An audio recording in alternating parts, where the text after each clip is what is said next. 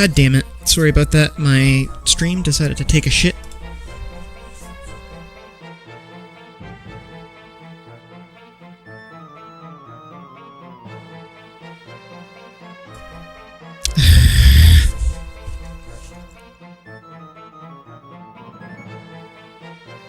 I did not say that.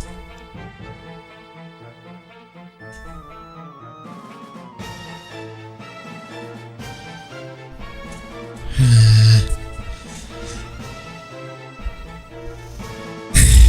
fucking Jesus Christ. I'm sorry. My last stream took a shit because my voice commands decided to say, hey, let's just kill the stream on you. Because I thought it thought I said end stream, and I didn't. So I deleted the voice command. Anyway, hopefully people are still there and watching. I was in the middle of talking and I lost the fucking connection.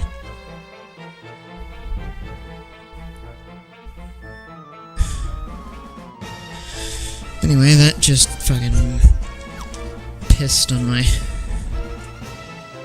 parade. No, it's the voice commands. Anyhow, when did my thing stop? Like, what was I saying when it died? So I can know where I left off.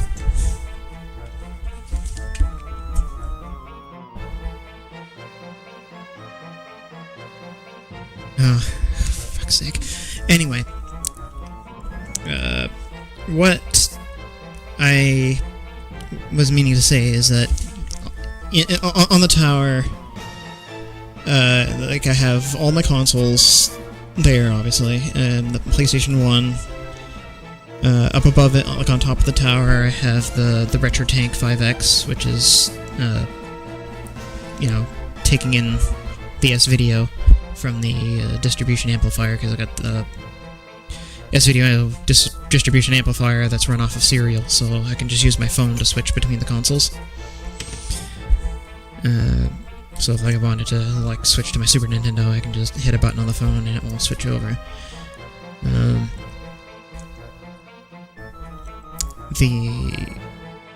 It's split off from there, going to the CRT, the Retro Tank, and then the Retro Tank goes into an HDMI splitter that goes to the flat screen TV on the other side of the room, and the capture card on my computer. And then OBS, there I just apply the different shaders to the Retro Tank's output. The Retro Tank provides the Tink, T-I-N-K. Yeah. And it's an upscaler for analog signals. So, anyway, it provides, like, the aperture grill effects. It also, again, image upscaling, various other effects like that. It supports, like, S-Video, SCART, Component, pretty much anything you want. And with an adapter, it can even support VGA. I think it's only 15 Hz VGA, but, yeah. It works pretty well. Anyway, my brain is now all fucking scattered because I'm annoyed that the stream died on me. It means that I gotta splice the two videos together, or just say fuck it and make this part 6.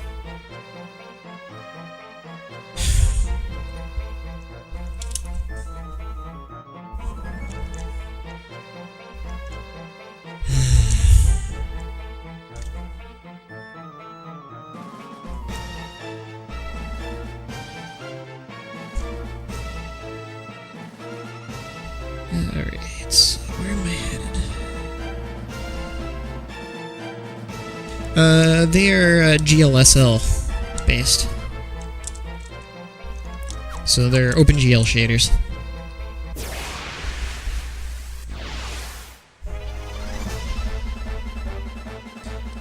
There's a thing called OBS Shader Filter. It's a plugin that you can download for for OBS that allows you to apply.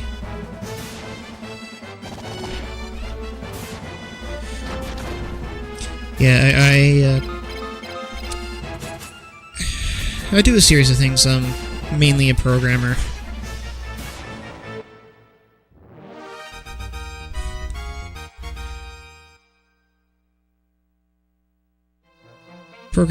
Like sorry, my brain is kind of short-circuiting because I'm tired, but I've written x86 assembly.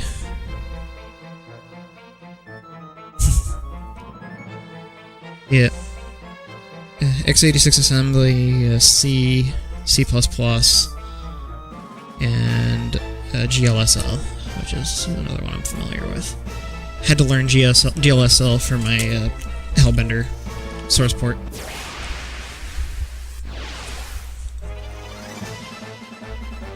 That, and also learned GLSL through making Doom mods, because GZ Doom and Xandronum use GLSL for its shaders.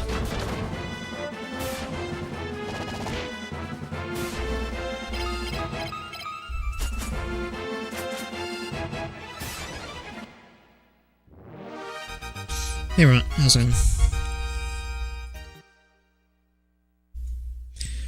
Yeah. Unfortunately, a lot of my programming work doesn't really pay my bills, unfortunately. They're just kind of more hobby. Occasionally will make money, like anything that I've done for like Voidpoint, for example, has got me a little bit of money, but not really enough to live on, unfortunately.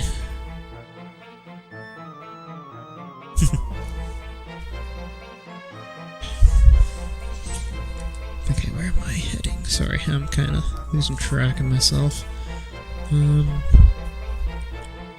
Okay, so I need to go through door F here, I think. Yes.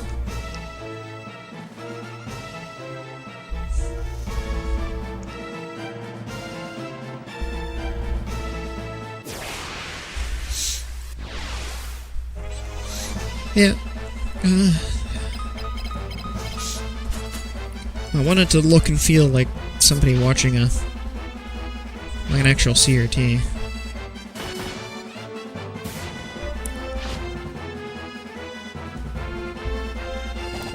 So find retro consoles like this look best on that kind of display.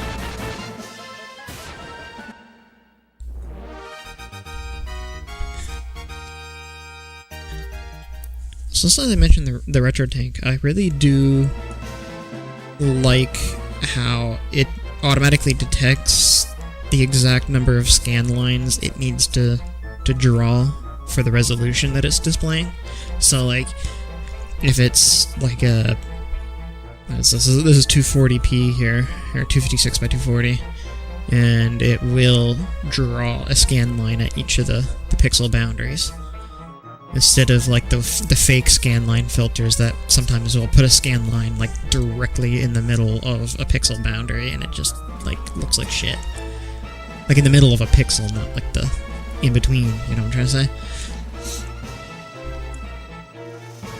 It's like Final Fantasy Pixel Remaster's like fake scan line filter like that. I know like they're trying to bank on nostalgia with that, but it looks like crap because it doesn't match the pixel scale. But here it does.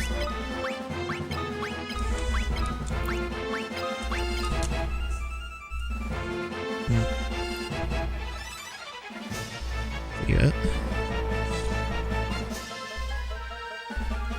Too bad what doesn't have a video out?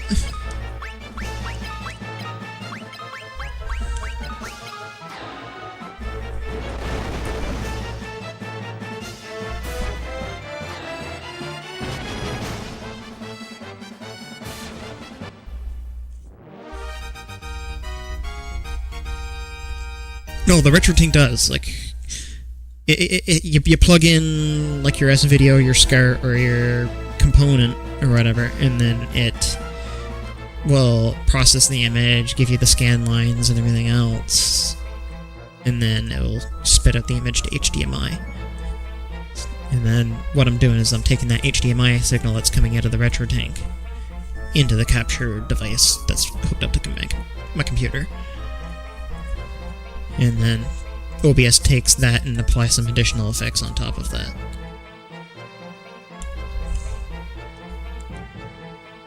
Namely the curvature and the reflection and the bloom. Here, I'll actually show you the shader stages here.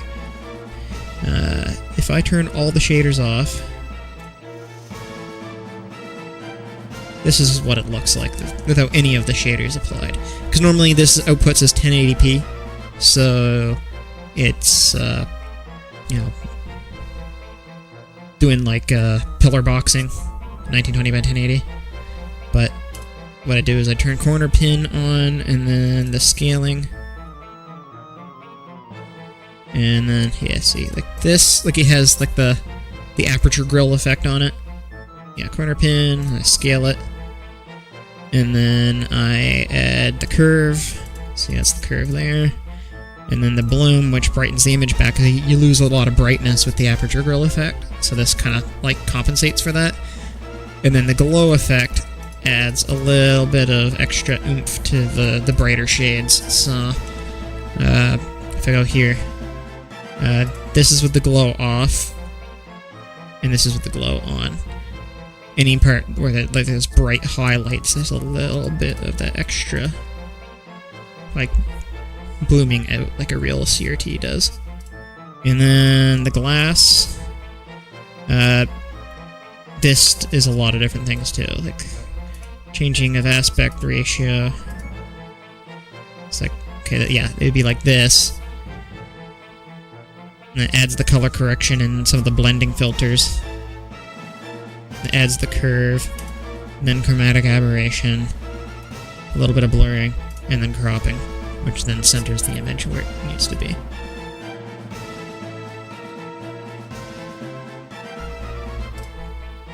And there you go, that's how I do the whole CRT effect. I mean, I like how it turned out.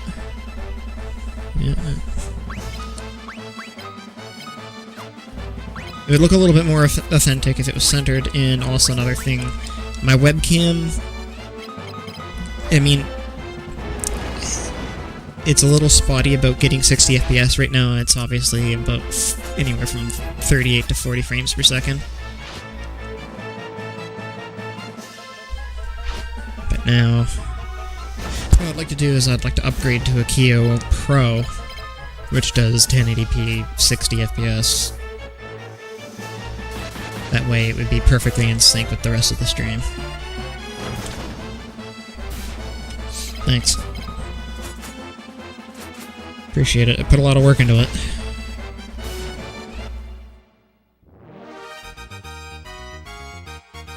Also, Gus is down again. God damn it. Let's see. Let's revive him. Let's use Esuna.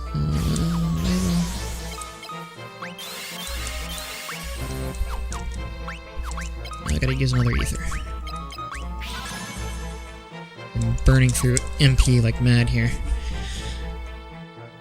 Alright. I really wish this cave wasn't so labyrinthine. Where am I right now? Ah, I see.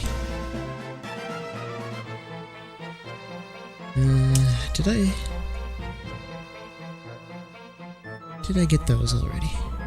I need to double check, sorry. This is me being a scatterbrain.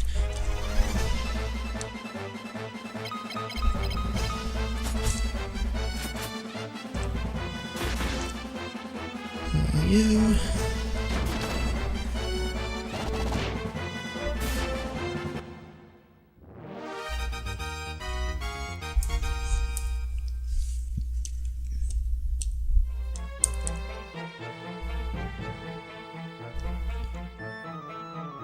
Okay, no, I didn't go in here yet. I'm glad I came back.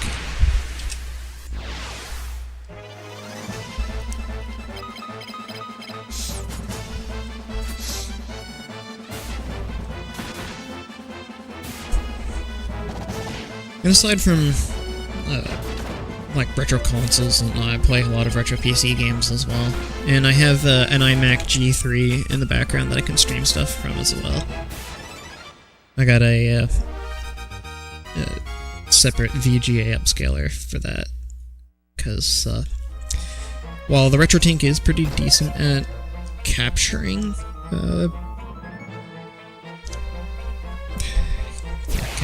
capturing VGA, certain types of signals, it doesn't support the refresh rate that the iMac puts out, which is a really bizarre. It's like 117 hertz at 640 by 480, and pretty much anything that like any other capture card or anything like that I throw that at, it's like we can't understand the signals. It's like out of range.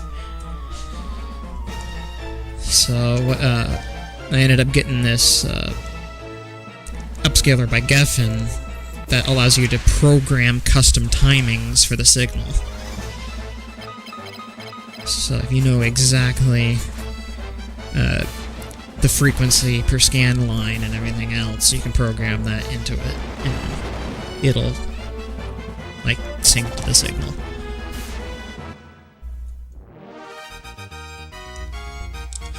The only thing I don't like about the Geffen capture or upscaler is that it has quite a bit of latency, and it also has problems with noise.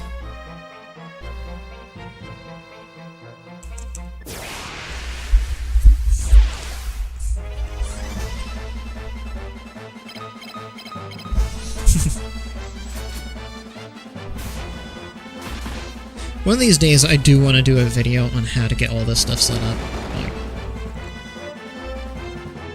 Like especially for the S-Video Switch, because the funny thing is, when I was getting this set up all ready to go, I was buying different parts from like eBay and whatnot, and this S-Video Switch, I picked it because it has a ton of S-Video plugs. Like, you can hook up to like 8 consoles to the same one. And I accidentally bought the one that didn't have any kind of buttons on the front to control it. Because the S-Video Switch, or distribution amplifier, as it's called, it was designed for a server rack. And so it is entirely operated through, like, RS-232 serial. So, like, you know, like the serial port that you find on the back of a PC. Because, like, what would happen is they would normally put this in a server rack, it would run to, like, a machine running, like, MS-DOS or something like that, because this thing was from the early 90s. And so, anyway, I couldn't really find any, like, manual for it, so I had to go and, like, probe it, like, figure out the serial commands myself. That was a nightmare. I was gonna just, like, return it to the seller, but they didn't take returns, so I was like, alright, I just, like, spent... oh, thank you, I appreciate it. But, like, I spent a stupid amount of cash on on the amplifier, so I was like, I really don't want to have that money wasted, so I figured it out. Originally, the way I would operate it is I would just hook it up to a little, like, 486 laptop with MS-DOS and some of the old, like, software for it. And, anyway, it worked most of the time, but it was kind of, like, I had, like, hacked together a really shitty serial cable. Like it was, okay, it was just like a serial extension cable that I had, but you don't use a serial extension cable for connecting two devices like that together. What you need is what's called a null modem cable. And a null modem cable is basically pretty much the same, but there's a resistor soldered in, and the the two connections are like for send and transmit, or send and receive is what I should say, are like flipped on each end. So they go to opposite pins in the connector. So I had to go and hack together a new cable, and the only problem is that with that hack together cable, it was kind of held together by hopes and dreams, because like I didn't have any solder or anything. The cables were just kind of like twisted together and like wrapped with electrical tape, and so I didn't want to do that anymore. So I bought a Wi-Fi serial receiver, and then I send the commands over that to a server. And that's how I can change it with my phone. Like, if I... Here, just to demonstrate. It connects to my Wi-Fi modem, or Wi-Fi router, or whatever, and it connects to what's called an MQTT server. MQTT is used for, like, Internet of Things stuff. I didn't make the app that I'm using. I'm using MQTT Dashboard, but I did have to set up a server. So I had to go and like install that. I installed it on my VPS, and then got it to connect to the VPS. And anyhow, and then MQTT Dashboard also connects to that same server, and then I can tell it what commands to send over serial through that software. Like, you might be able to kind of see it there. Like, it's connected to my VPS, my Shadow Mavericks one, and this is like NES, SNES, Nintendo 64, Dreamcast, all that there. And then right next to it in brackets are like the serial commands that are sent to the amplifier. So like I can tap SNES, and then the source switches over. Anyway, as you can see, I just get a blue output because the console's not turned on. But then if I want to go back to PlayStation, I just tap PlayStation, take it a second, and there you go. Yeah, just wait a second, and there it goes.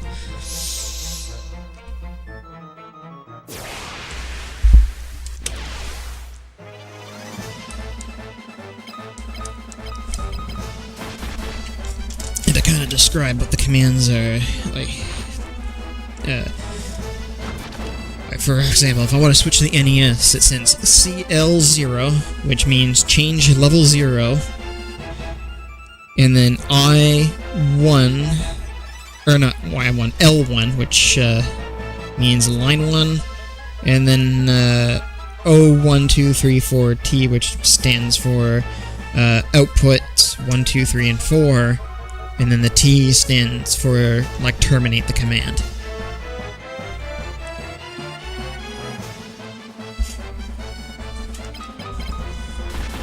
And then if it's SNES, it's like CL0. Or okay, it's not L, it's I. Okay, yes. So CL0, level 0, input 2, output 1, 2, 3, 4, T. And then L0, I3, 0, 1, 2, 3, 4, T, like for each console going down.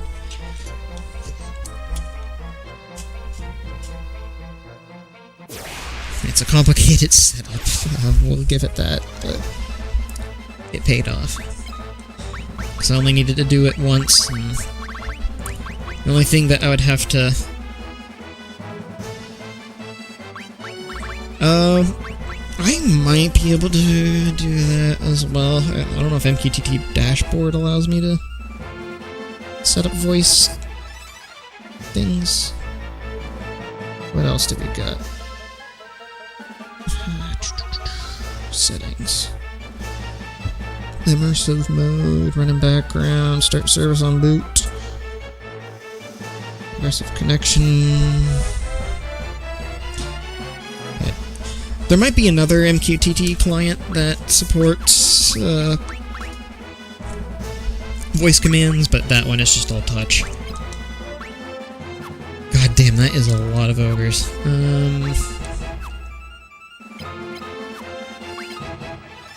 What do I want to do? Okay, well, I'm gonna take out the mages first. Those are the biggest threat.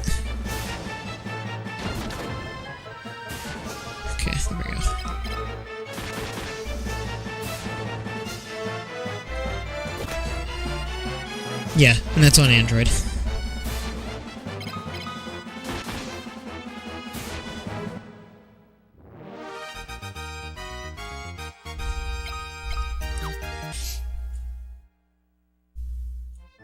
Yeah, Final Fantasy IV, yeah, but yeah, the other way around, yeah.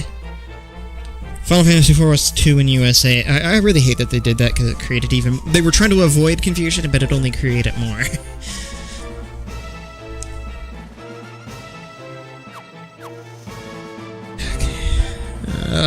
Where am I at right now? Yeah, this is a remake of the NES Final Fantasy II.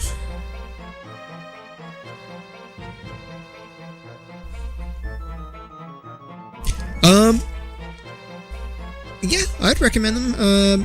Now, unless you're really hardcore, I wouldn't recommend the NES versions unless you get some ROM hacks for quality of life stuff. I have some ROM hacks that I could recommend at some point here. I could link to them. Not this stream, but I'm going to be continuing my playthrough of those, so I'll do that then. But yeah, NES versions are rough without those things. If I were to recommend a version to play, PS1 is really good, but my favorite is the PSP version. PSP versions of 1 and 2 are amazing.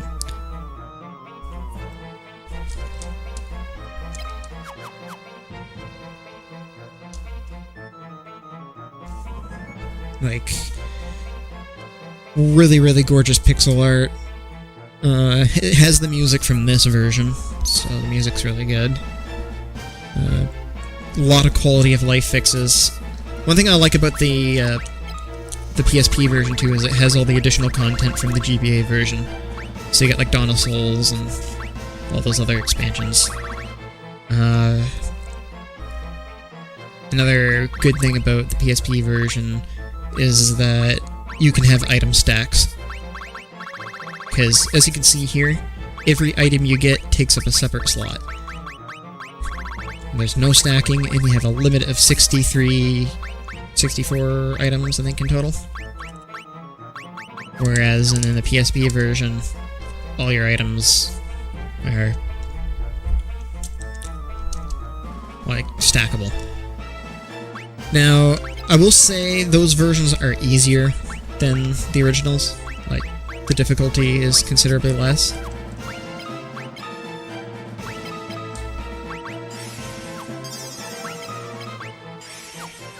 Now, the Pixel Remaster version brings about those quality of life changes as well, but it doesn't have any of the additional content. However, it is just about as hard as the original, with the exception of item stacks.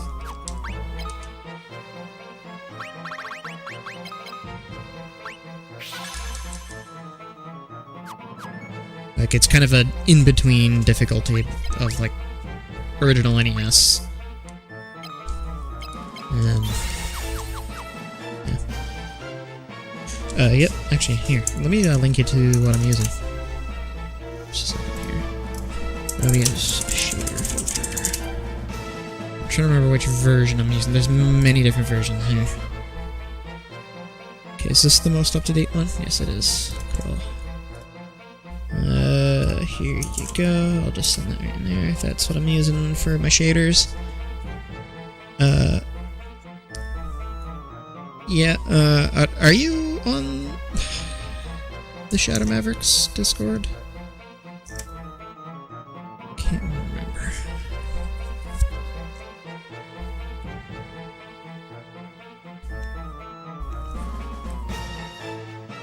If you just add me, I'm Striker the Hedgefox on Discord. Okay. The link on Ko-Fi might be dead. I do remember changing around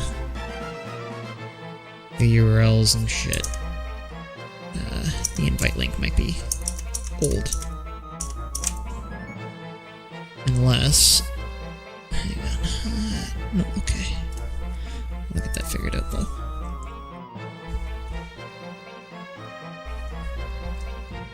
Okay, what other things am I using? Yeah.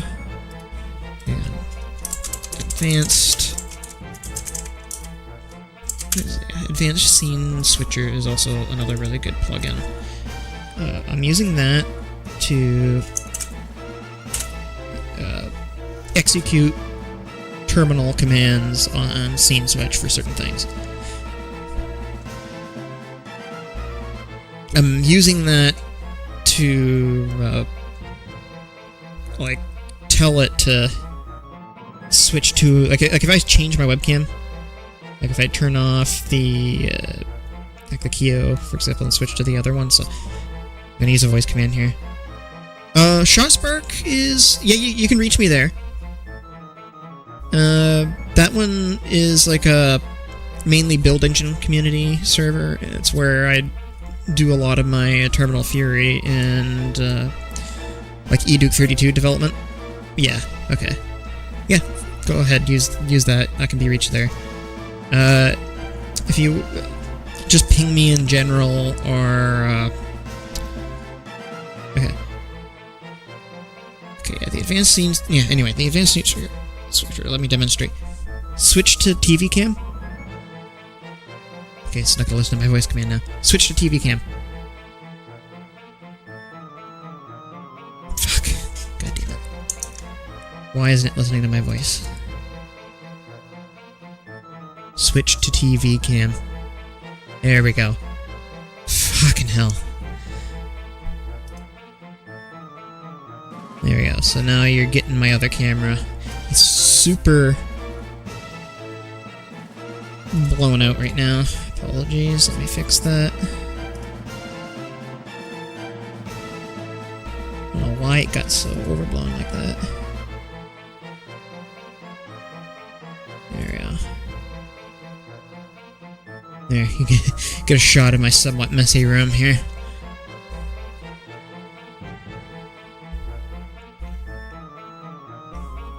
And I don't know if I reach my arm back, I don't know if you can see the back of my chair or not. But anyway, switch to desk cam. Switch to desk cam. There we go. So, the advanced scene switcher just tells it to clone a different source if I switch the source. Makes it a little bit less of a pain in the ass. I don't have to manually click through a bunch of other shit. Anyway, that said, let's continue playing here. Where is my map? Okay. I can't even identify where the hell I am right now. Oh, there we go.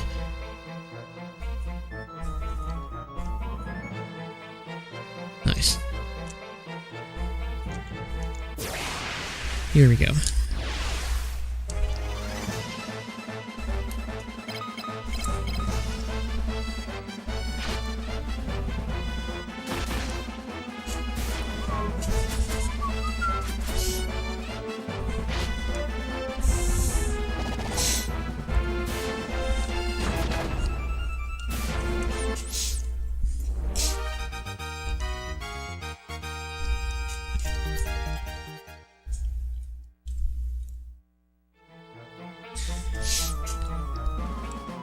Actually, I would show you around the room of everything that I got, but I gotta kind of be careful where my camera points for YouTube because I collect erotic art, so...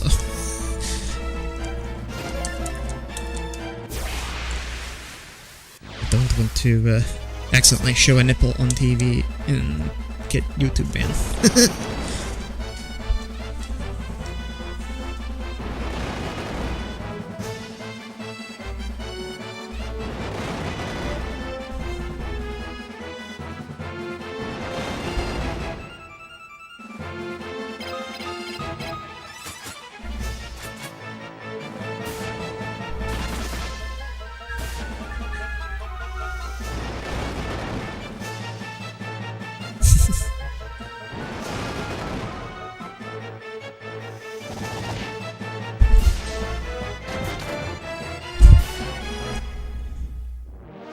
But yeah, on this wall over here, you can kind of see some of the stuff that I got as far as like collectibles and things like that. Like I got a series of Metroid, Crash Bandicoot, and Sonic figures, and then I also got a Star Fox R-Wing in the background.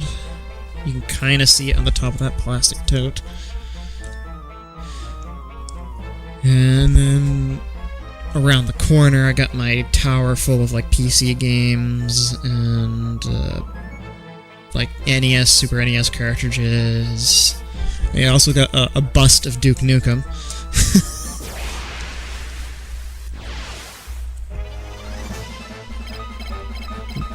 My old like packing things that came with the Duke Nukem Forever collector's edition thing.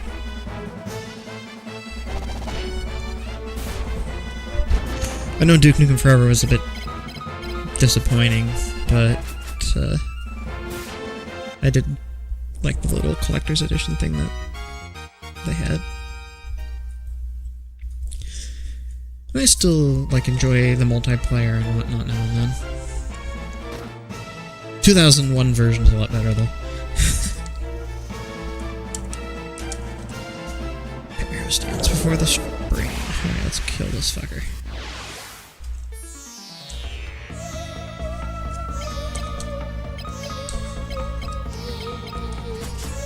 I wonder if I can kill one of these Chimera with one round.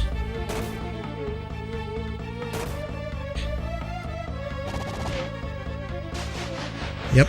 This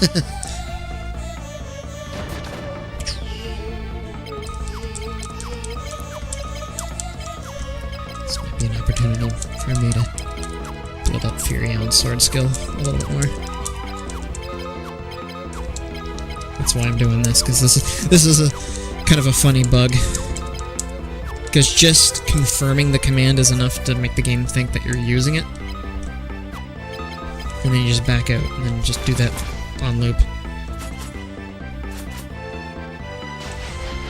There we go.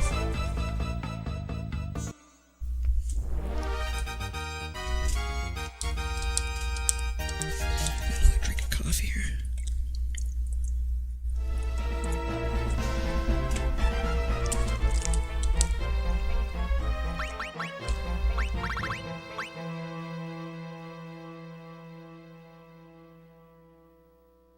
Oh, what the fuck just happened?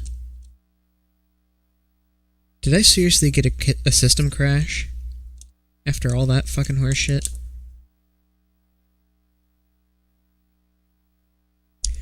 That pisses me off.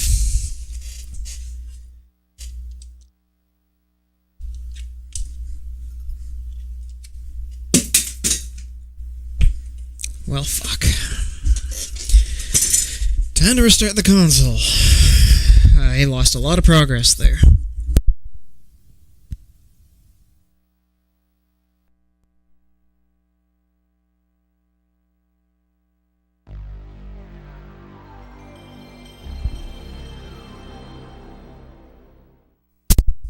Ah, that is some fucking country there.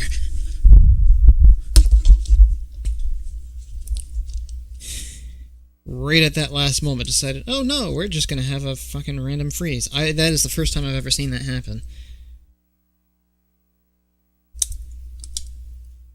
Memory card.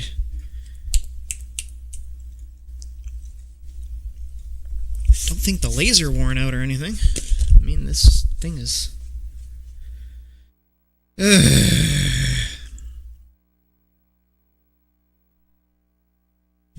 there we go. Now, just gotta double check to make sure I got the right memory card thing set. Yeah, that's the right one.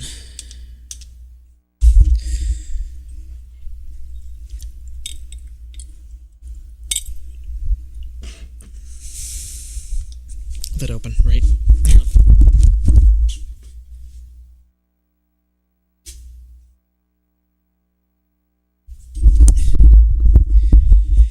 Yep. The UI for FreePSX boots Unirom thing. Looks like the Commodore 64.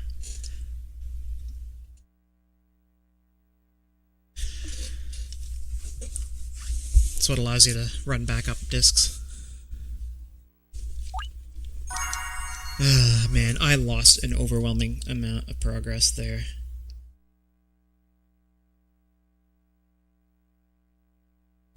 I'm just gonna rush as much.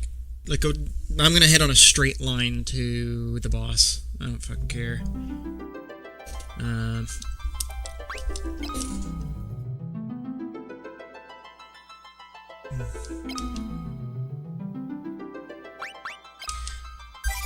Also, speaking of the PlayStation and whatnot, in the future, there's a guy who's like developed an ODE for the original like model PlayStation called the X Station. It replaces the optical drive, allowing you to just like stick in an SSD or an SD card and like load all your ISOs off of that. Unfortunately, the X Station requires a lot of soldering and whatnot, and it only works with the original model PlayStation. But that same guy is working on a solderless mod called the M Station that works with the miniature, like the mini PS1.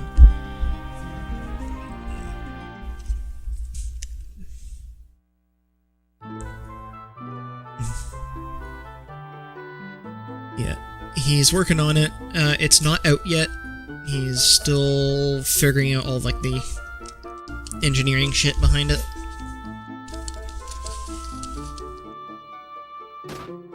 Like, he's still trying to get it all to fit within the console, and he also is trying to make it so that you can like get power to it and connect to the controller port without needing to solder anything. So he's like looking into possibly like things like 3D printed brackets and other things like that.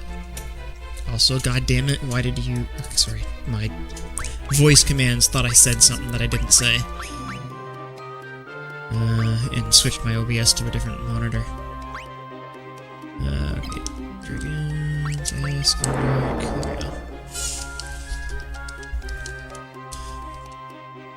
Yeah, I'm just using voice macros, which is using Windows Ancient, like we're talking like Windows 98 ME, like speech API.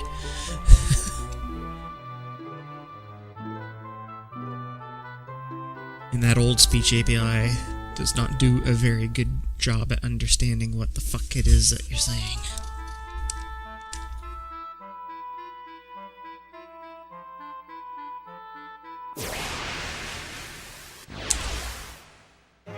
But it's the only program that I know of that will do what I want it to do. Because it's useful for certain things, like if I say, open YouTube Studio. Yeah, okay, it normally would work. Normally it's... Hang on, let me check my microphone. Sometimes Windows likes to change my audio sources, maybe that's why it's not understanding me.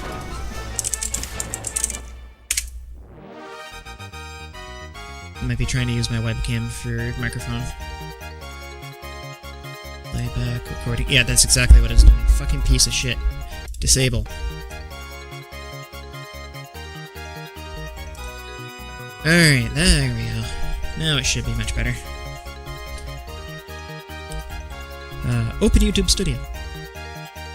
There we go. Now it's understanding it now. Switch to TV cam.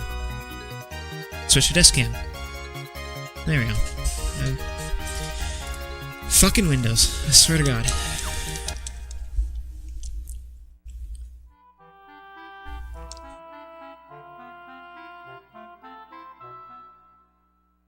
Now, if, let's see, if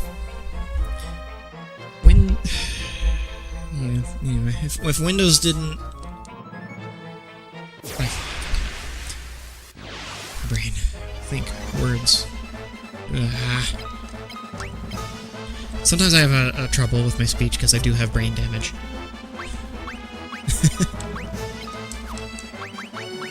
unfortunately, I took a massive hit to my prefrontal, right over my left eye, in a car accident. Ended up getting a steel bracket embedded in my skull, and did a considerable amount of damage to my brain. So retrieving information sometimes is hard for me.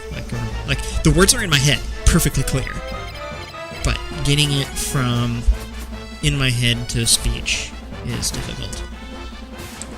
I'm a lot better than I was years ago, but at the same time I still struggle.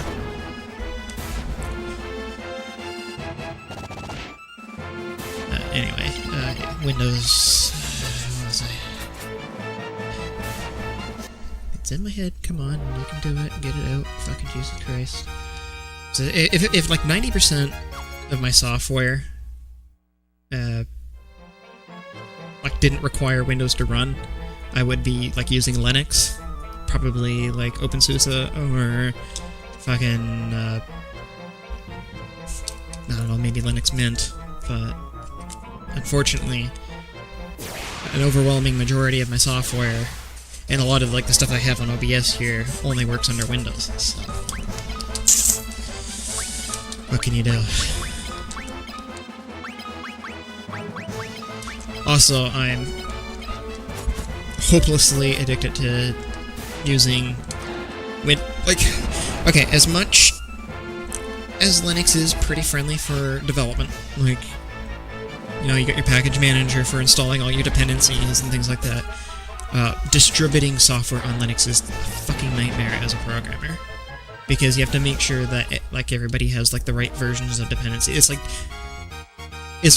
DLL held times 1,000. And another thing that I don't like about Linux is that a lot of the development tools are like they're good, but they're a fucking nightmare to use sometimes. Like, or at least when you compare them to like Visual Studio. So like in Visual Studio, your debugger is so much better there than GDB.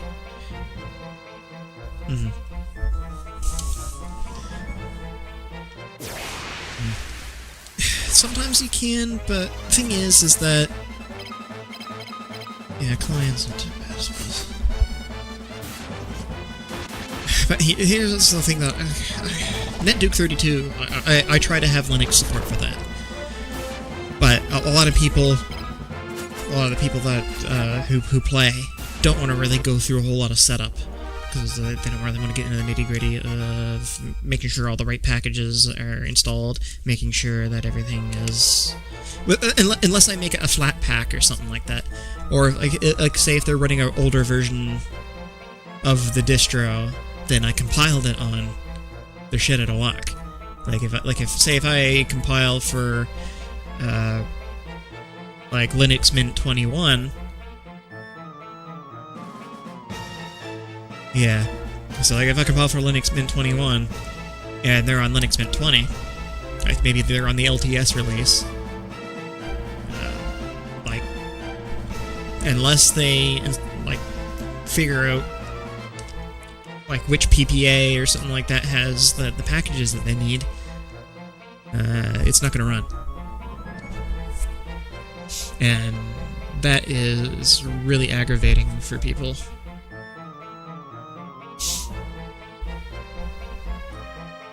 But the problem with that is, as a developer, you end up taking the blame.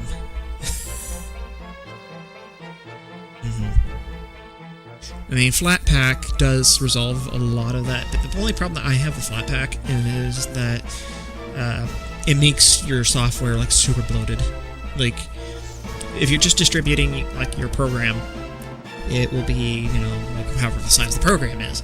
But if you have a Flatpak, you have to include all of the libraries and whatnot with it, and most of the time that's also like the entirety of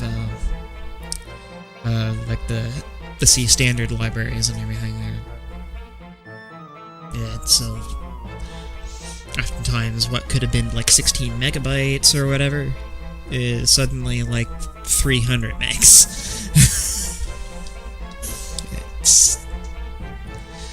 Ah.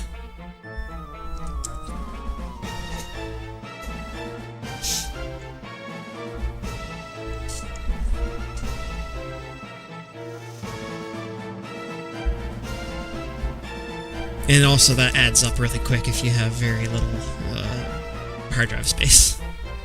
Or SSD space, or whatever, you know what I mean. Storage space. Okay.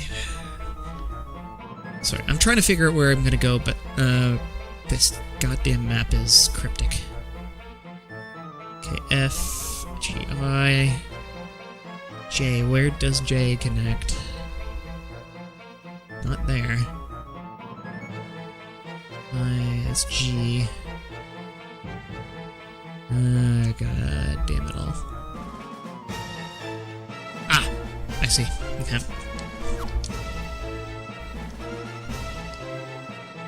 Alright, thanks. I appreciate it.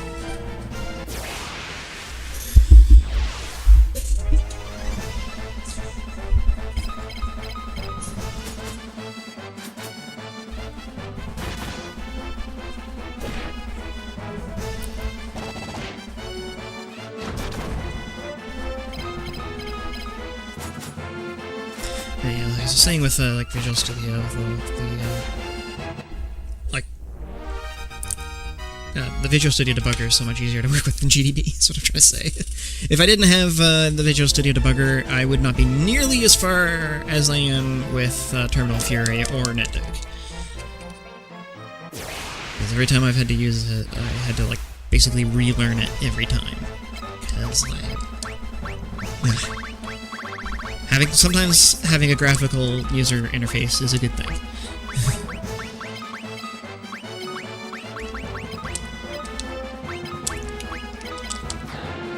And being easily able to add watches without having to type out commands every time. Break on specific lines easy. Just you right click where you want to break, and there you go. Anyway. I haven't tried Klein, though. I need to give it...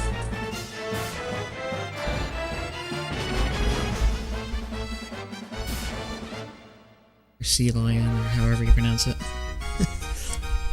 My bad. I don't really know.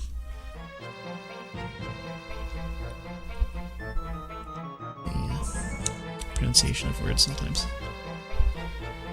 Okay. Wait, this is not where I want to be. This fucking map sucks.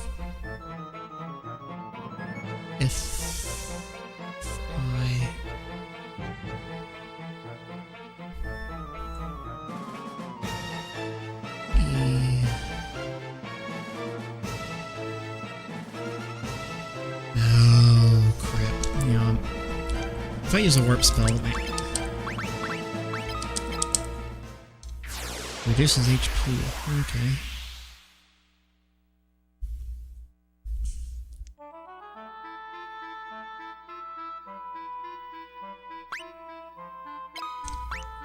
Yeah, take your man. Okay, cool.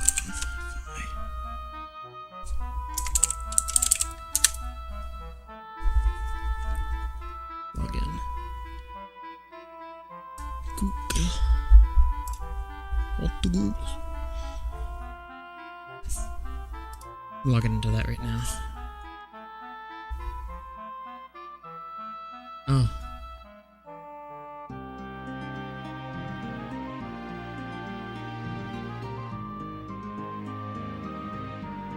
Thank you. I really appreciate it.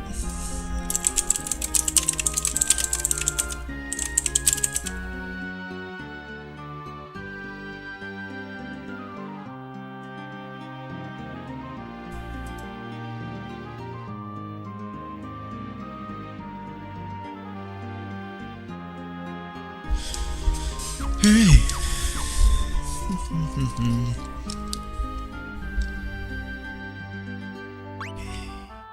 Let's get my party healed up again.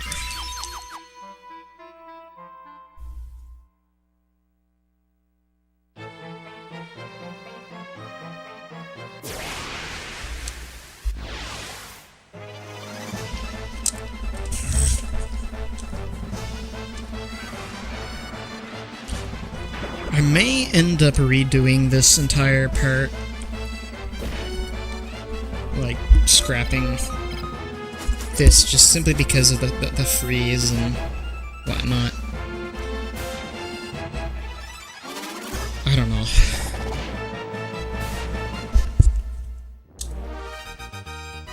Like, just...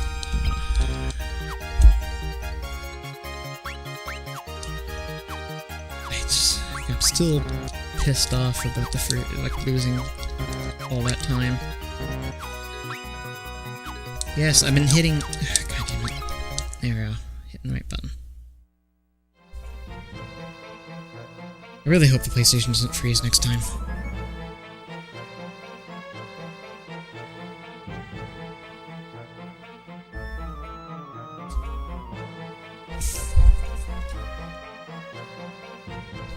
And Matthew, again, like, you have no idea how much I appreciate the help, because I've really been struggling lately, financially and whatnot. Just trying to keep the lights on and whatnot, so... yeah.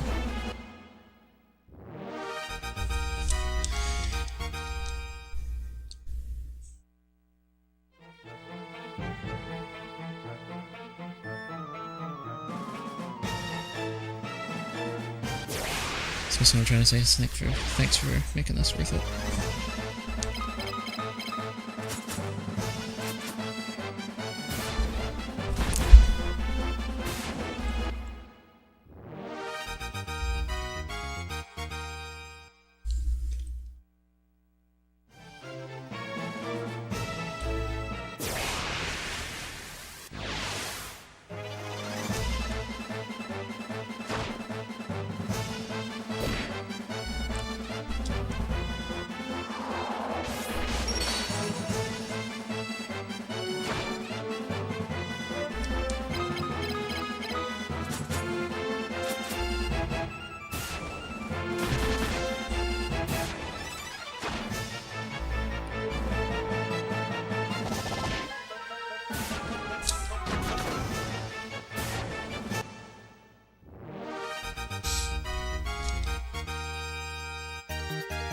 I know you're not here right now, but when you go to like watch this later,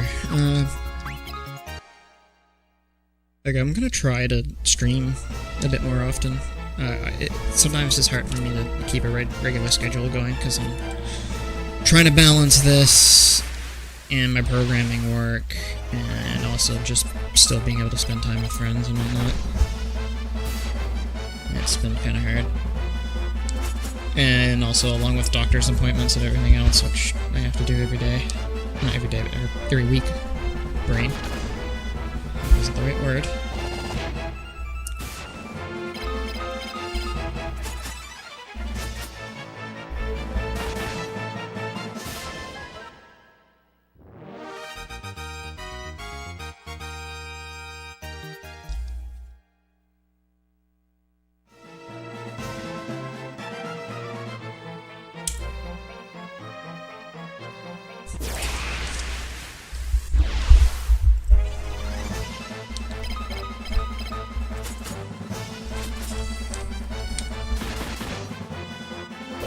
Patriots 462.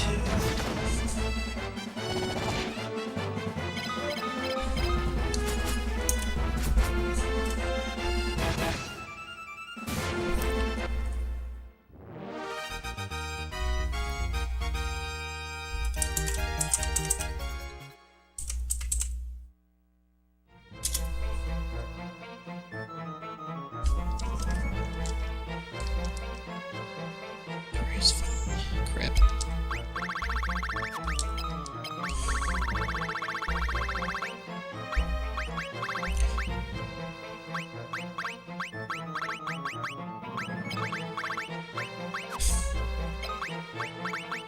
Yeah, fine. Just use the potion.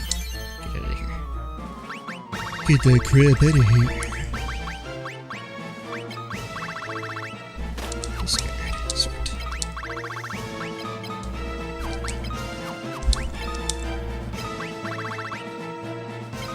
Input. God damn it.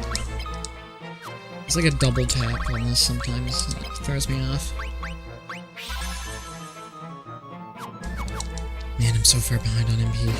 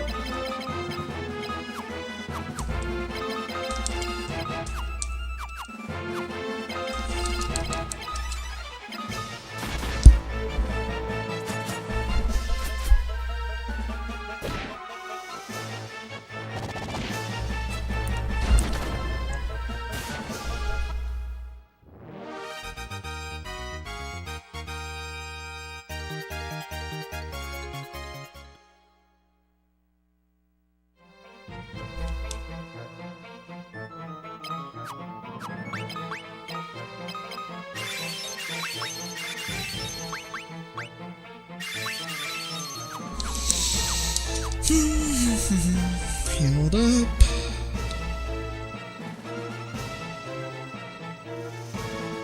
I'll come back for that after I go through here.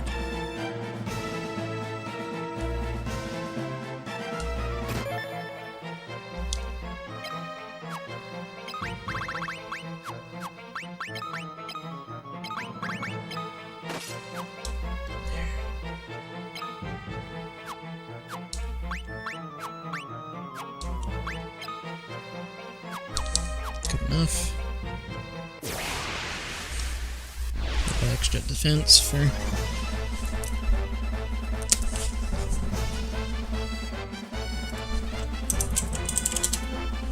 stun.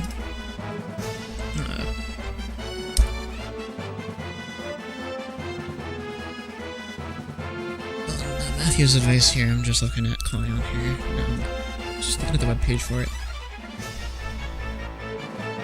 Alright, that is looking a lot nicer than a lot of the stuff I've used in the past.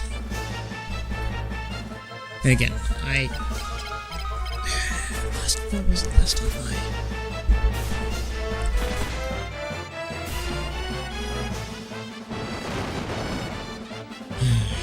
Sorry.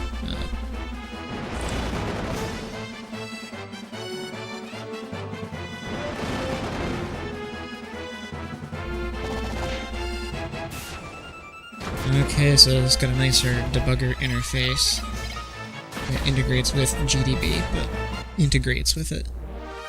That's exactly what I've been wanting for like 10 years. Like, I've heard of this IDE before, but I'd never really looked that much into it. So, again, Matthew, thank you for the recommendation.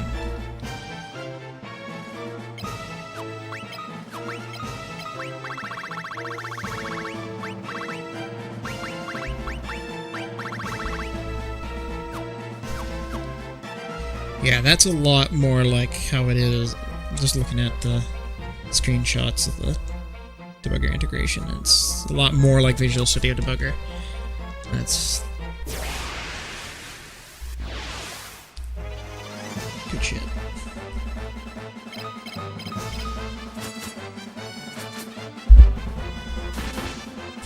You can even debug core dumps and CMake scripts. Sweet. Inline watches. Hell yes.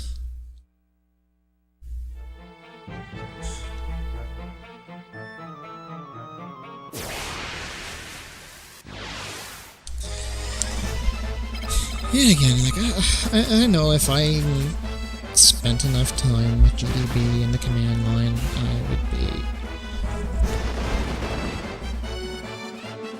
you know, better at using it. Oh, hey, remote. Not so well right now because about, what, 15-20 minutes ago, the PlayStation crashed on me. It froze. And I lost all my progress. So I'm replaying the segment again. Kind of pissed off. But on the bright side, I got some nice recommendations from Matthew here as far as like Linux IDEs, and also he's supported me on Ko-Fi, which I do really appreciate, because again, I'm just barely getting by financially.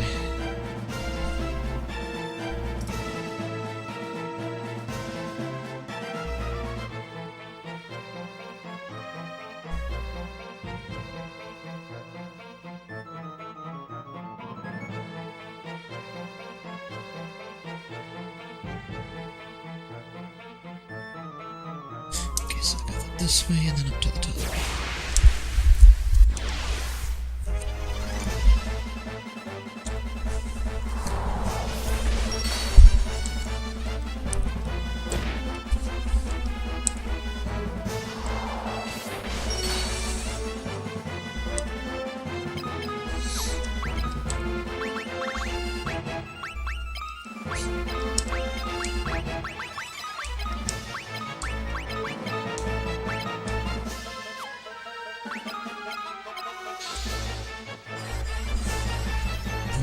Anyway, to anybody who's like watching this after the fact,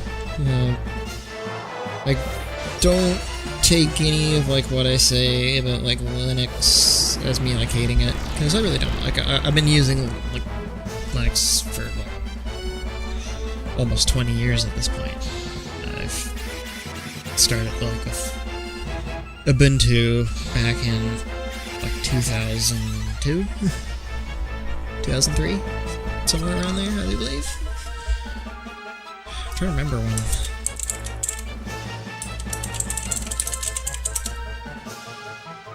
No, it would have been 2004.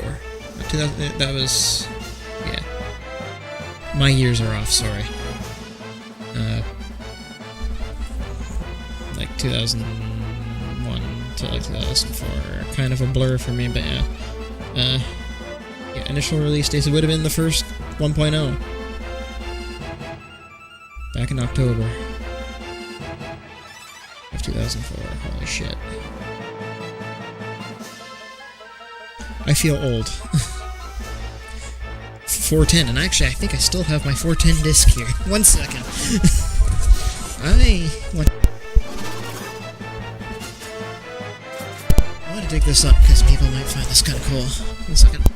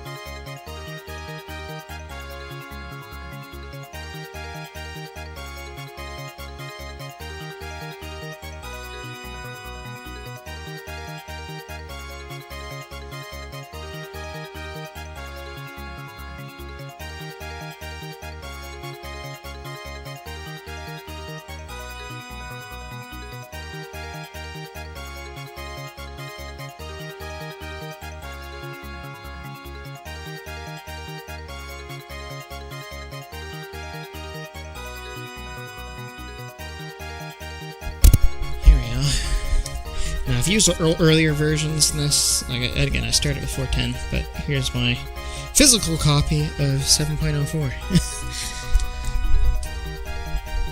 Just wanted to show that. It's kind Cool.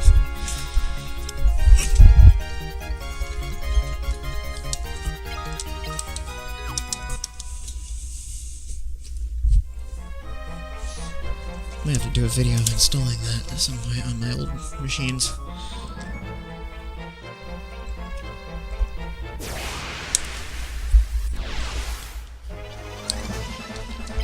Christ, I was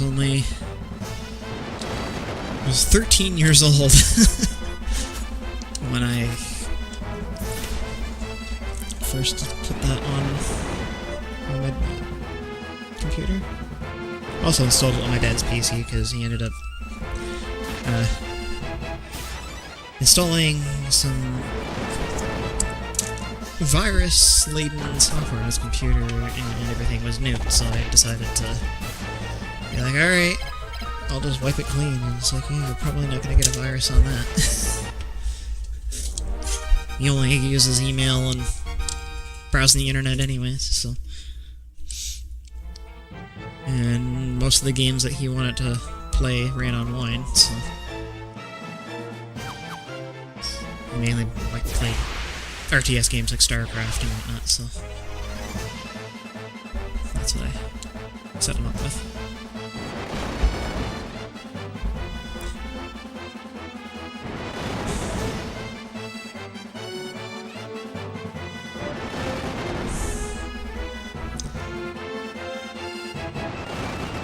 Something I don't miss about the days of Windows XP, just how easy it was to end up getting struck by malware because security was virtually non-existent. Say what you will about Microsoft, they do alright in the security front nowadays. Most of the time, anyway.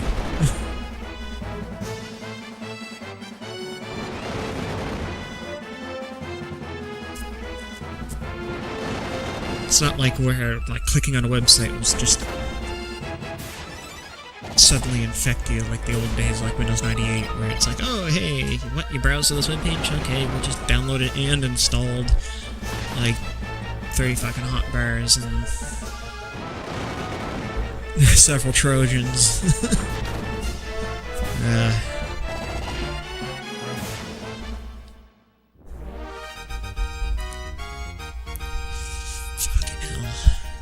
Internet Explorer, what a piece of shit.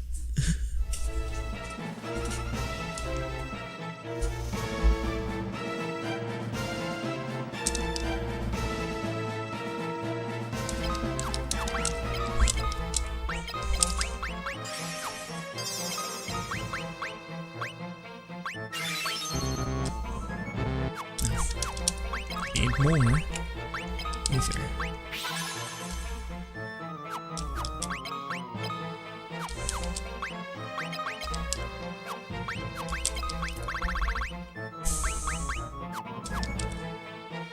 Alrighty.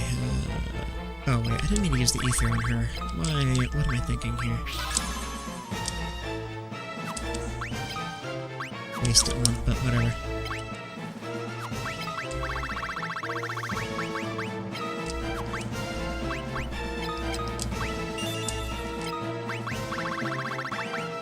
Just gonna free up some space here.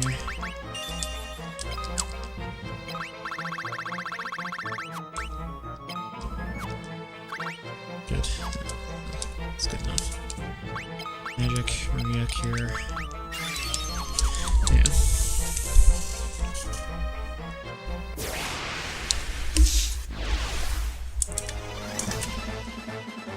So do I...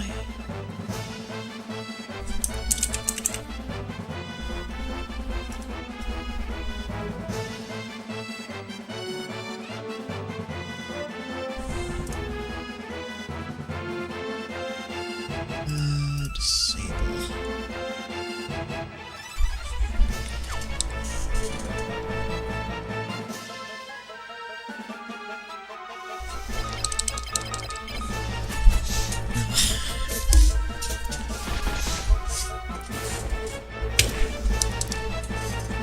Hey, Matthew, if you're watching this after the fact, just add me on Discord when you get a chance.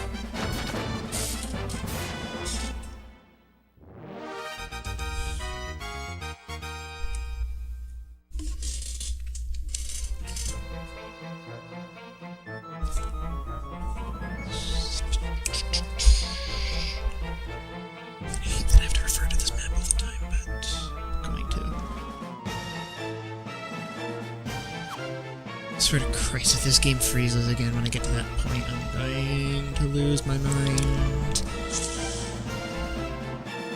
Might just save again just in case.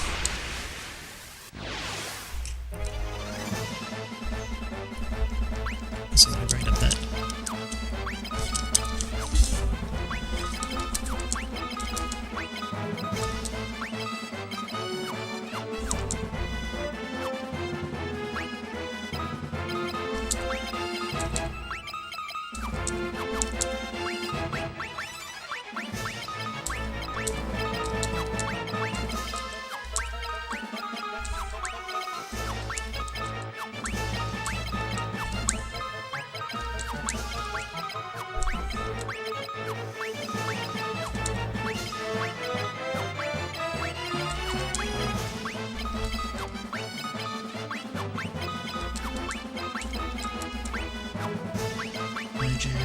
So much. Nice.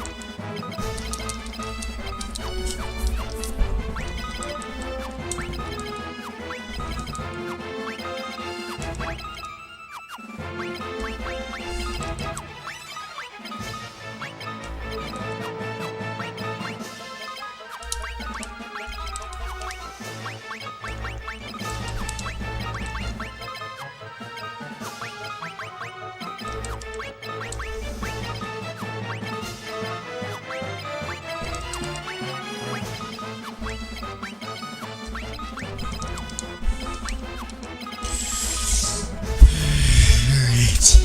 Let's do this.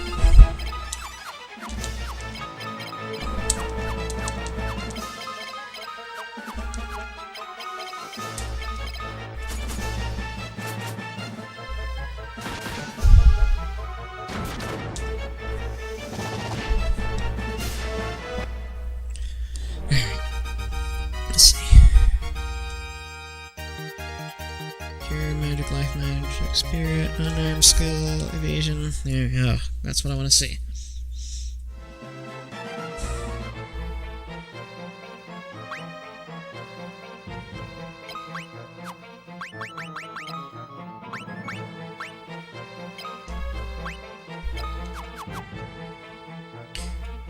Make mode.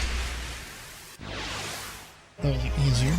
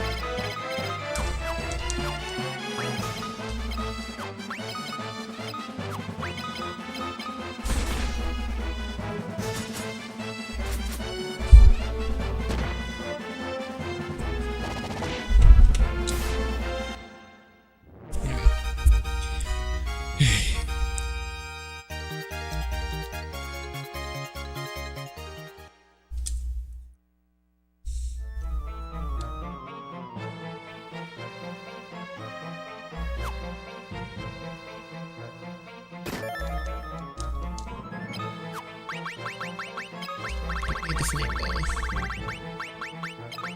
So, into the garbage.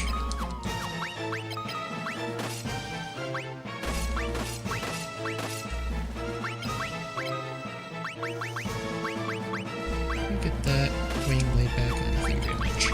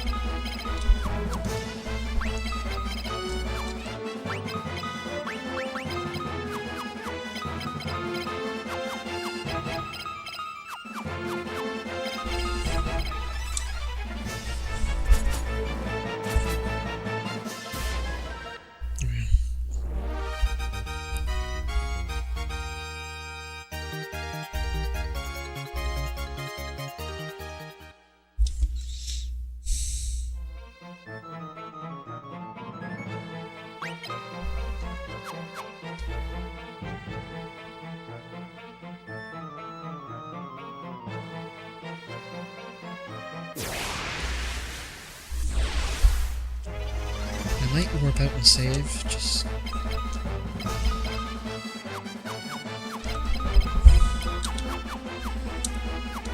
don't want to go for that crab again.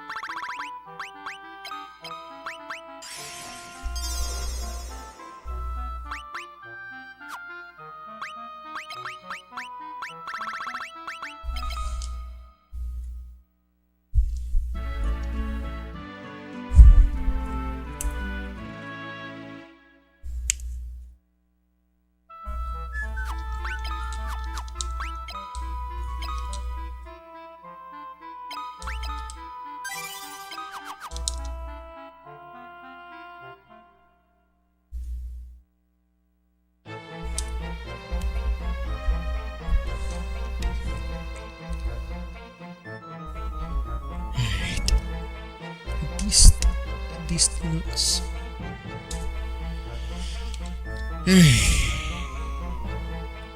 Alright.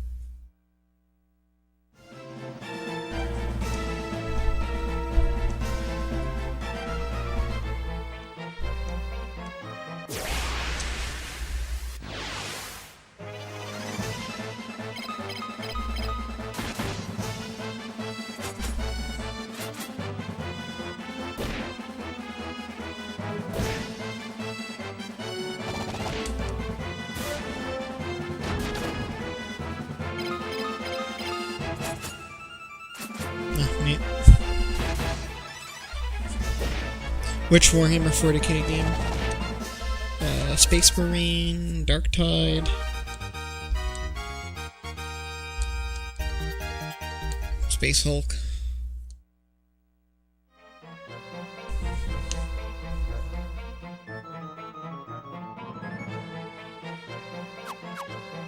There's a lot of them out there.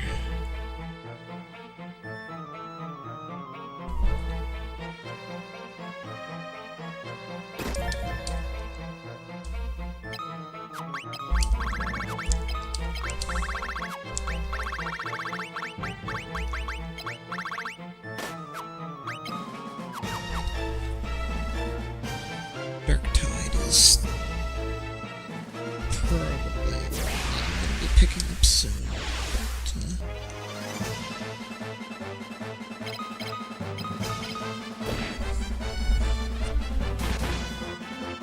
But, was Dark Tide? Okay.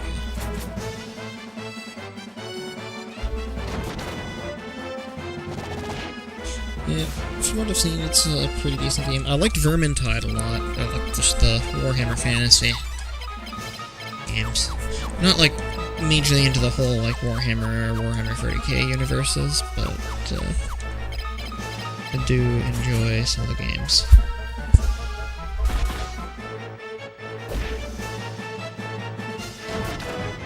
Yeah.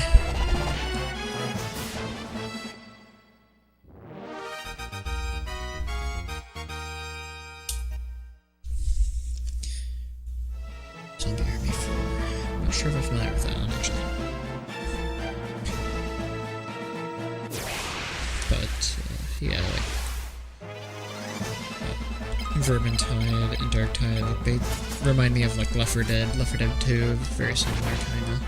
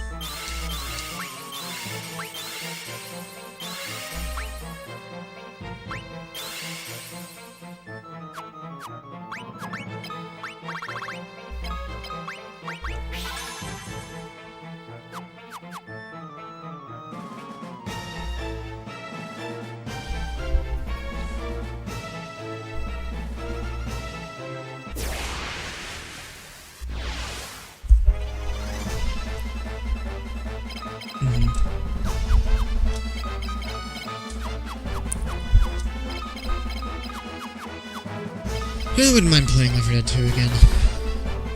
It's been a while. Still have installed. At least I think I do.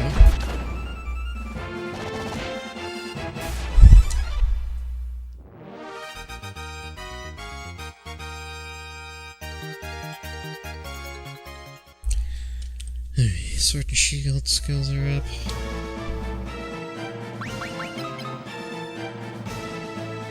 Sword is level 8 now. Cool.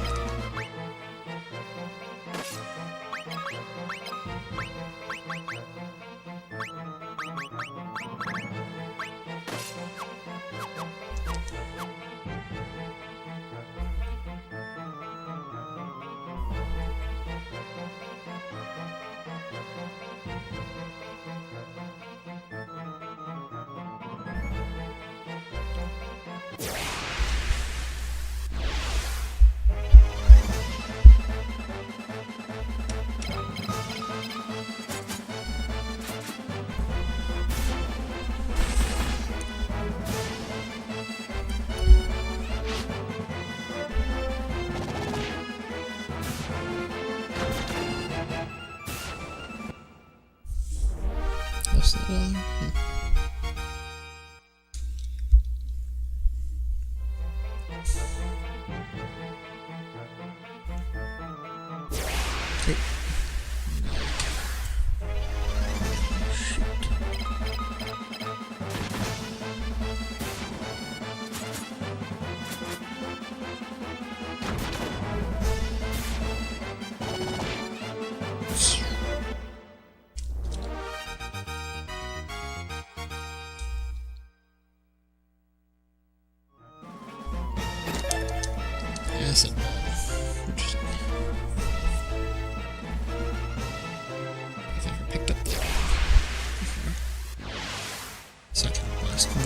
froze, but.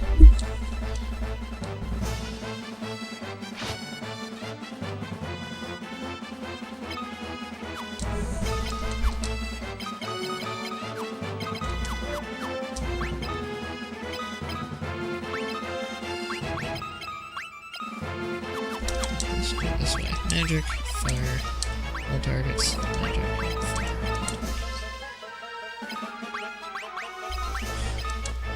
Lords of Shadows pretty decent.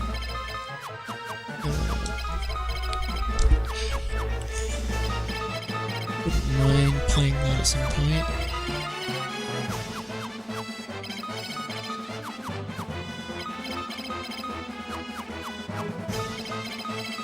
Speaking of Castlevania, though, I really wish they would release a PC port of Symphony of the Night.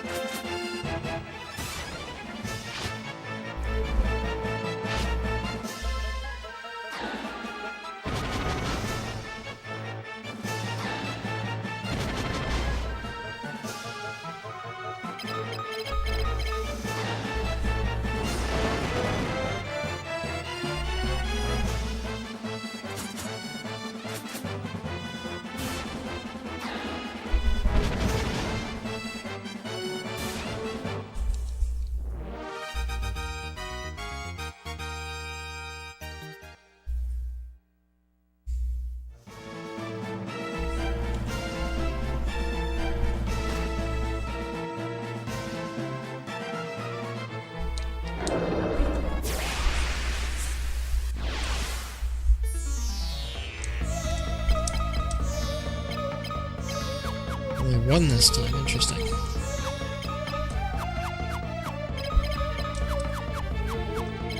Yeah, there's an Android port of Symphony of the Night that's okay, but I want it on PC, goddamn.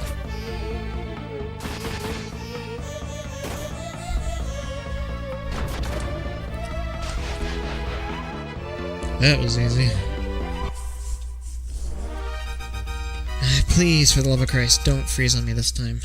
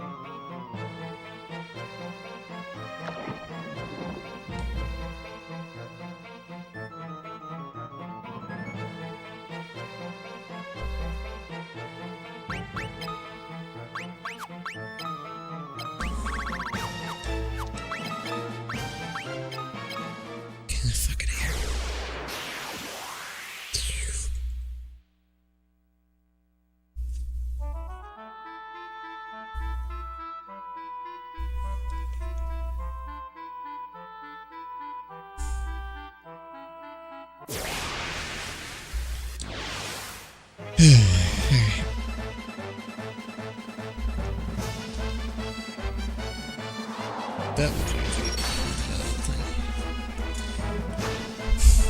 I remember it being used in Duke Nukem Forever Quest, which was a source film, not source film, like a Gmod video about Duke Nukem Forever's development.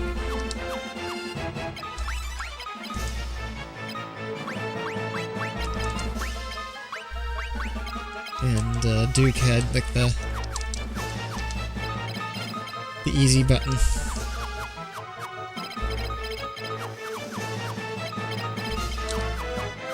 And like you would hammer it like really fast, so you hear that is easy. That was easy. I want my 60 prawns now. Sorry, Duke, but we blew all the budget.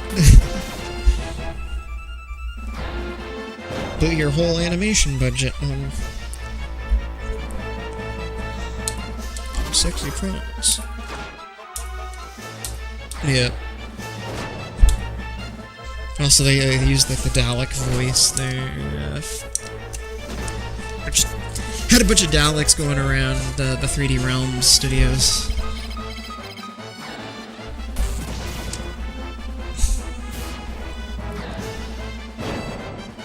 Do I have my macros on? Yes, I do.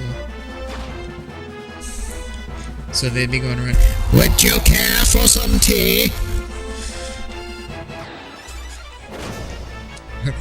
Which one of you is least important? And then the guy's just like,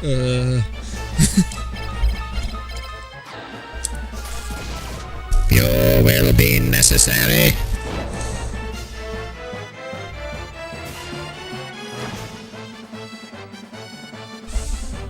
I always have a Dalek voice on command here.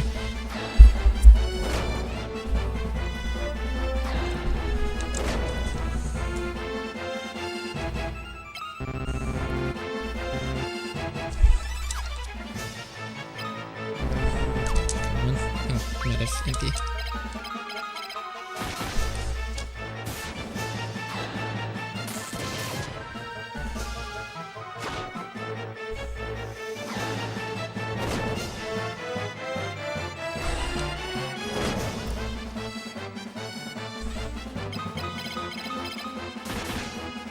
Exterminate!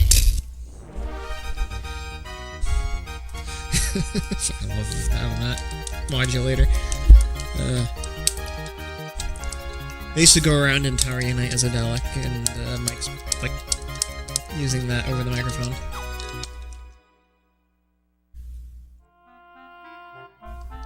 Oh yeah, when he punches the soda machine, it launches a can right at his nuts, and he's just like, and his ego bar goes into negative.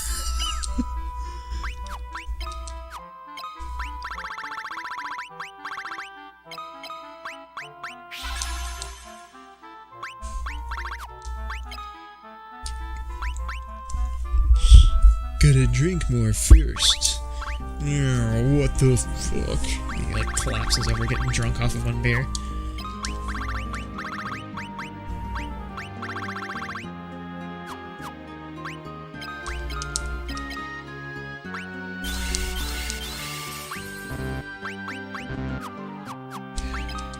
Digging for a request is hilarious. Actually, a lot of Daspo shits ones, like the whole the Gmod Idiot box and all that. It's fantastic. What am I doing? Okay. Oh yeah, I'm heading to this place first.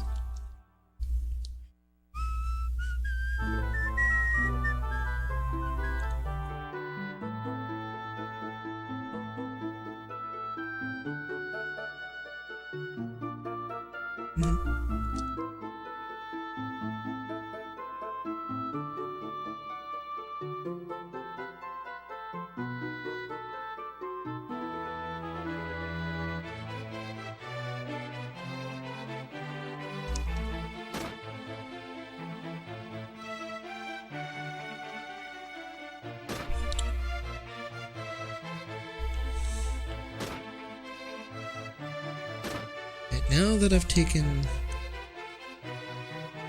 the Windrake egg to it, now I'm trying to figure out what the hell to do.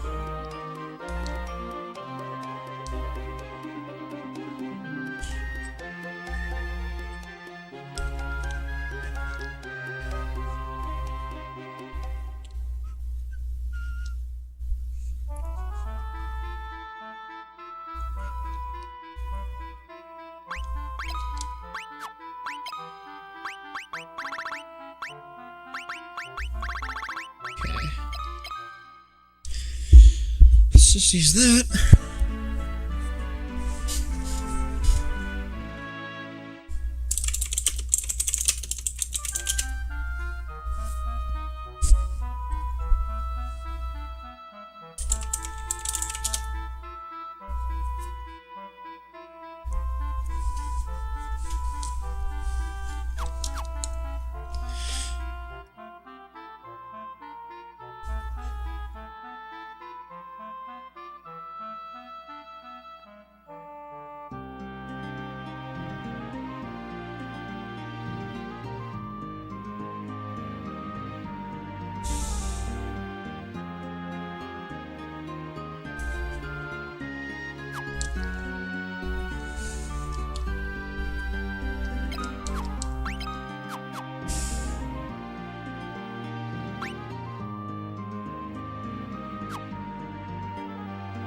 yeah. You know, a little spurt of blood and goes. And he's like, shh.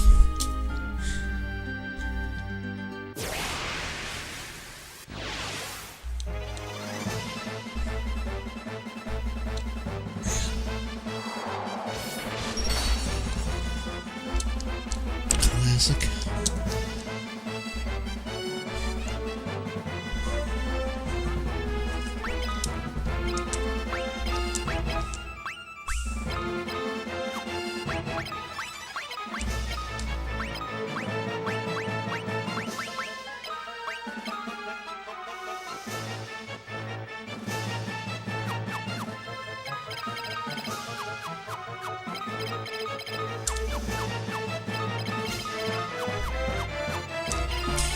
Just gotta grind these skills up. Goddamn it.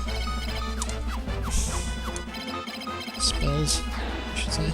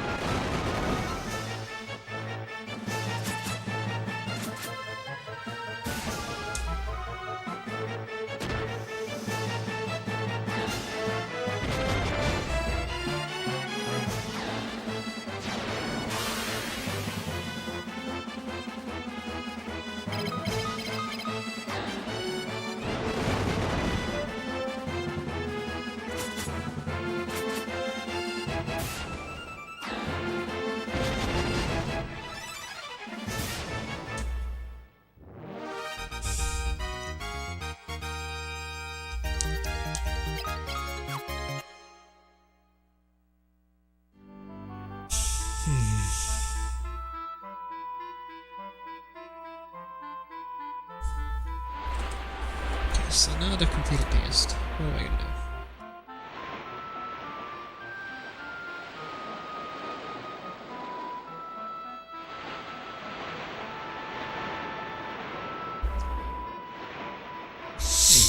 Okay, so I gotta head back to Altair.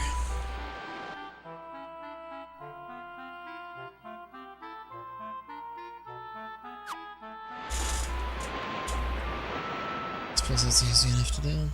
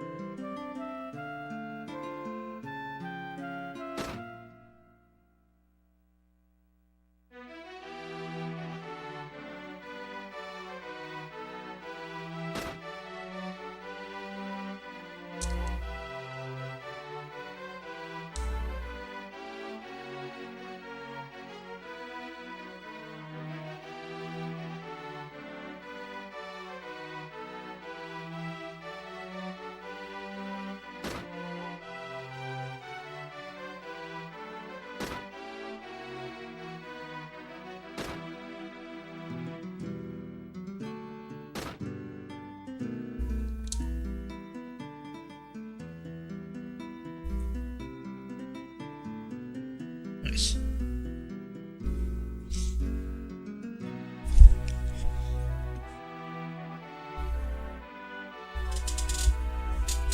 That's the last of my coffee. Oh well.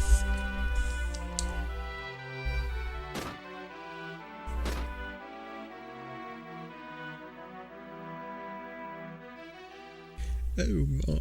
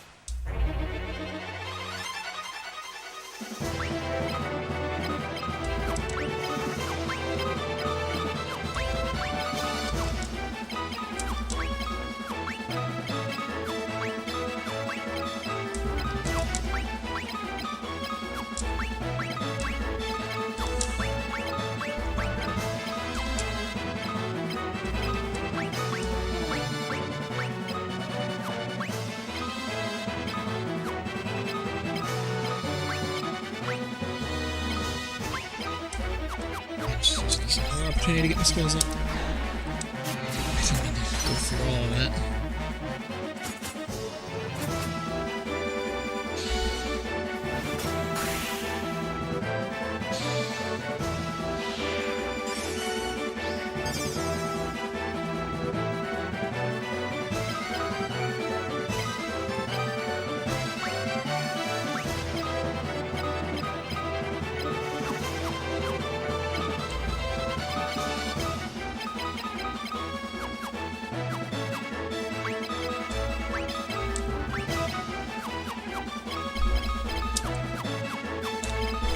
The higher level of the enemy to the higher the level, or the higher my skills will, and spells will go.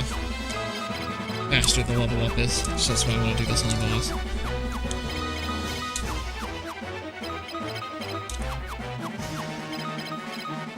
Alright, there we go. Let's just go.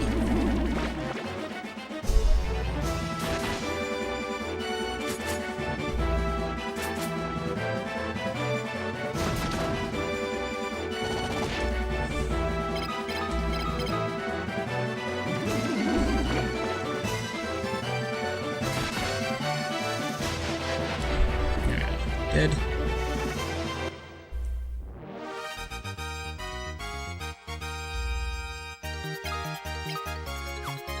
Yes, another gold hairpin.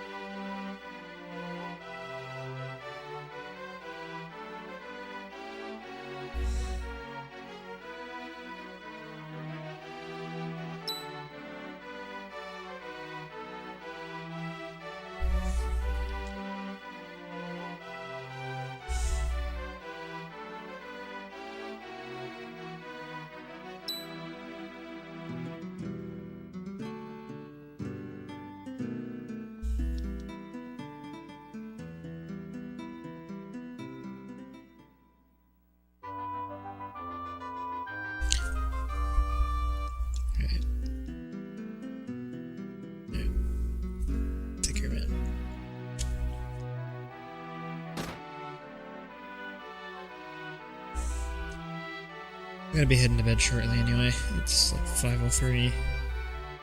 Super early in the morning. I've been up kind of ridiculous, like a long while.